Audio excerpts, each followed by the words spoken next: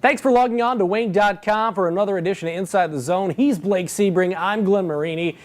And 2 weeks left in this season, the first season in the ECHL for the Komets. The numbers not looking in their favor. There is still a mathematical possibility they could make the playoffs, but with 6 games left, the Komets 8 points out of the final playoff spot in the Eastern Conference. They need a whole lot of help, which they haven't gotten at all so far. And when you take a look at the standings, you've got Toledo 8th with 75 points, Kalamazoo 9th with 69, Wheeling 10th with 67, Komets 11th. And I believe with Elmira's 67. got 75 too. Yeah, Elmira. Oh, I've got Elmira at 77. Okay, they must have won late last But night. the Komets, not only are they 8 points behind, but there are 2 teams in front of them that aren't in the playoffs right now, so they have to leapfrog 8 points and 2 teams. Yeah, that loss at Kalamazoo Friday really hurt. I mean, that was a game I felt like they outplayed Kalamazoo and just couldn't hold it on defensively in the end, and that's what killed them. And you were up there for that game, correct, at Wink Stadium. So they were up 2-1 heading into the third period. Things were going very well. Delorier. Yeah. They killed off the 5-minute major to Scott Kishel, which we'll talk about, and they killed off the 5-on-3 in the second period for a minute 6, and they were playing pretty good, and then they had a couple breakdowns. In your eyes, was that obviously they're still mathematically alive, but was that? That was the backbreaker. Okay. Yeah. And why do you think that was?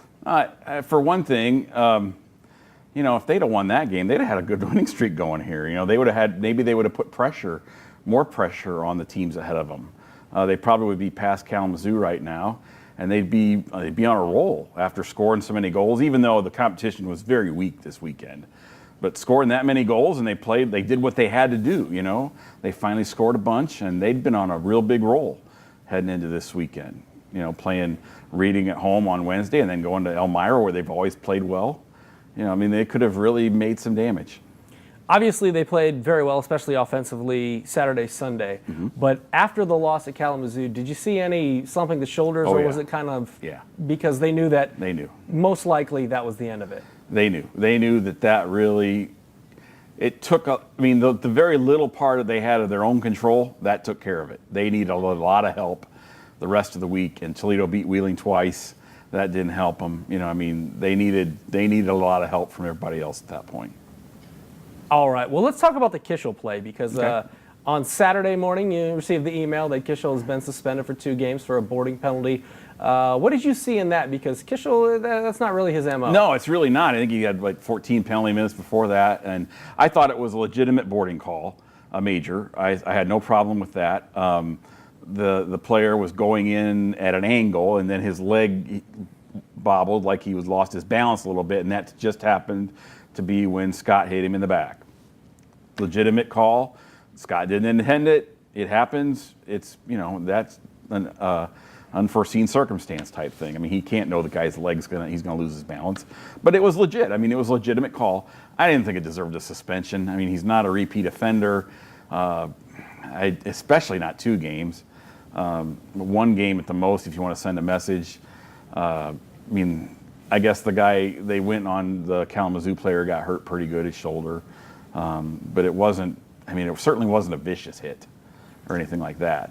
Well, he gets suspended, misses Saturday and Sunday, but the Komets came out and played pretty well over the weekend. Yeah. On Saturday, what was the biggest key? They win 4-3 in a shootout. Well, Kaylee Schrock. He was nailing everything, and like Coach Sims said, for once he didn't hit the goalie with his shots. He was hitting the corners, and you could tell when his second goal went in from near the blue line and it just hit the perfect top corner just inside the post, it was going to be his night. And he was on fire, and that was good to see, because it's like you've been waiting so long for anybody to step up and be the leader, with the offense, and just to get everybody else going, and that seemed to work. And what also worked is Schrock now playing the center position. Yes. That's something that maybe you don't see in the box score. But with him at the center position, he gets a hat trick in second or third game at playing center. Well, and I think part of it is Kaylee is so much more comfortable there, because when he's at a forward spot, he's hanging near the blue line for the trap. Where if he's the center, he's always in, and he can use his speed and his athletic ability. He is very athletic. But his speed especially, he can go in and forecheck and just create havoc, and he likes being that responsible. He's always been fairly responsible defensively, and he lets him use his gifts a little bit more, and he can take off from there. Sunday, the Komets come in, score 8 goals against not a great Evansville team by any means. Not without Todd Robinson, and they've got about 2 or 3 players that you respect. Jason Dale, Philippe Plante mostly. There's some good players, individuals, but as a team, they're really struggling. Did that show you, though, that there's some life in the Komets still, that they're like, well, we're not out of this until we're mathematically out? No, not really. Really? No. That Friday game was just a killer that way. It showed me that they were doing what they had to do. They were still putting forth a good effort, but Evansville was that bad. They were really bad. Even though they beat Kalamazoo the night before somehow. They just, you could tell they were tired and just not having it. 4th game in 5 nights for both. If the home team doesn't win in that situation, that would be more newsworthy than the fact that the Komets won. Yeah, and actually they've got a good little home streak going on right now where they have struggled the past 3 in a row. Most of the season. If they can win their 3 home games remaining, they could finish 500 at home, which would be breathtaking considering how far back they've come. And I looked up some information this week. When Maggio and Ryder got called up, they were 5 games over 500. Since they got taken out, they're 4 games under 500. Right there is where it happened. You can look at it and say, and look at how many 1-goal games they've lost since then, too. Speaking of goals, one guy that scored in his debut, number 17 now, J.P. Labardo. Yeah. A recent signee, got his first action this weekend. What do you see from him? What makes him a good fit? Because he comes from the OHL, where he's a small guy, but he put up some pretty good offensive numbers, both goal scoring and assists. I liked the way he kept his feet moving. He was never still. He was very good defensively. He was really great on the forecheck. And, with him and Smitty and Marino, that's got to be one of the smallest lines going back to, Eddie Long and Edgar Blondin and company back then, all the way back. But they kept moving, and they kept, they told JP, keep shooting, it's going to go in. And he had 7 shots in his first game. And that was the key. He just kept firing. With JP, do you view this as an extended tryout for next year? Sure. How do you view his situation? I think so. Because he's a smaller kid, the NHL is going to be skeptical. So this is a chance for him to maybe prove some things and maybe get a shot in an AHL training camp. That kind of thing. But you could tell he had some fresh legs. Going forward, obviously, every game down the stretch is critical if you want to keep that slim shot alive. What are you looking for this week? Because it starts with a game on Wednesday night. I want to see him do the 2-man forecheck some more. I thought that was great tactical move. It really created some offense for him, some turnovers. The guys were excited about it. I tell you what, I've been impressed with their effort this week with 4 games in 5 nights, knowing their situation for the playoffs. I was impressed with how hard they played each game. I want to see some more of that.